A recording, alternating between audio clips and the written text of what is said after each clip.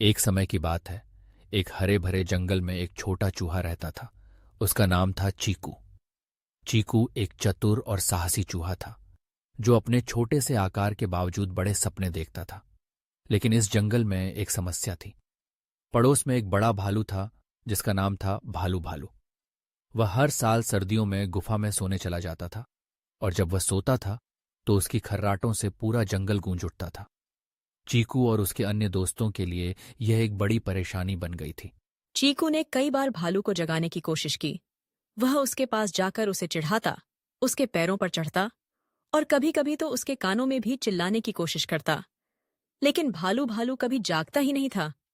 उसके खर्राटे इतनी जोरदार होते थे कि चीकू के सभी प्रयास व्यर्थ हो जाते थे। एक दिन चीकू अपने दोस्तों के साथ जंगल में बैठा हुआ था। सभी जानवर इस समस्या पर चर्चा कर रहे थे।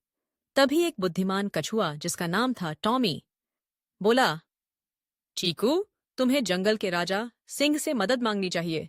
वह बहुत शक्तिशाली है और शायद भालू को जगाने में मदद कर सके। चीकू ने थोड़ी हिचकिचाहट दिखाई। उसे सिंह से मिलने का डर था।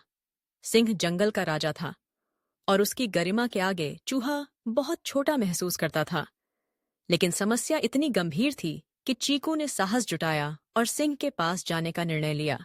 जब चीकू सिंह के पास पहुंचा तो उसने देखा कि सिंह एक पेड़ के नीचे आराम कर रहा था। चीकू ने धीरे धीरे उसके पास जाकर कहा, हे महाराज, मुझे आपसे एक मदद की जरूरत है। भालू भालू गुफा में सो रहा है और उसकी खर्राटों से पूरा जंगल परेशान है। क्या आप उसे जगा सकते हैं? सिंह ने उसे एक तिरछी नजर से देखा और हंसते हुए कहा, तुम्हारी बातों में क्या वजन है, छोटे चूहे? मैं राजा हूं और तुम एक साधारण चूहा। तुम्हारी समस्या मेरे लिए तुच्छ है। चीकू का दिल टूट गया, लेकिन वह हार मानने वाला नहीं था। उसने सोचा कि शायद सिंह को अपनी समस्या का अनुभव कराया जाए। वह वहां से लौटते समय सिंह को देखता है, जो खुद को खुजला रहा था। चीकू ने साहस जुटाया और कहा, महाराज, क्या मैं आपकी मदद कर सकता हूं? सिंह ने उसे देखा और कहा, तुम क्या कर सकते हो, छोटे चूहे? चीकू ने बिना किसी हिचकिचाहट के कहा, आपके पीठ पर खुजली हो रही है। मैं उसे स्क्रैच करने में मदद कर सकता हूं। सिंह ने चौंकते हुए कहा, ठीक है, कोशिश करो। चीकू ने अपने छोटे से पंजों से सिंह की पीठ को खुजाना शुरू किया। सिंह ने एक गहरी सांस ली और धीरे धीरे आराम महसूस किया। कुछ ही क्षणों में सिंह ने कहा, वाह, तुम तो बहुत अच्छे हो, छोटे चूहे। सिंह ने चीकू की मदद के लिए धन्यवाद दिया और कहा, अब मैं तुम्हारी मदद करूंगा। चलो, हम भालू को जगाने चलते हैं। सिंह ने अपनी गर्जना को भरपूर ताकत के साथ बाहर निकाला।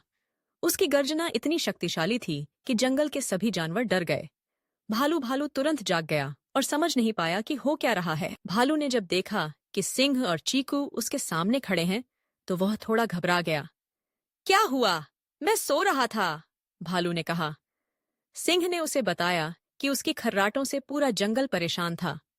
भालू ने अपनी गलती स्वीकार की और चीकू से माफी मांगी। इस घटना के बाद चीकू और सिंह की दोस्ती गहरी हो गई। वे दोनों मिलकर जंगल के बाकी जानवरों के साथ मजाक करने लगे। चीकू ने अपनी चतुराई से कई बार सिंह की मदद की और सिंह ने अपनी ताकत से चीकू की रक्षा की। जंगल में अब सब कुछ शांत था।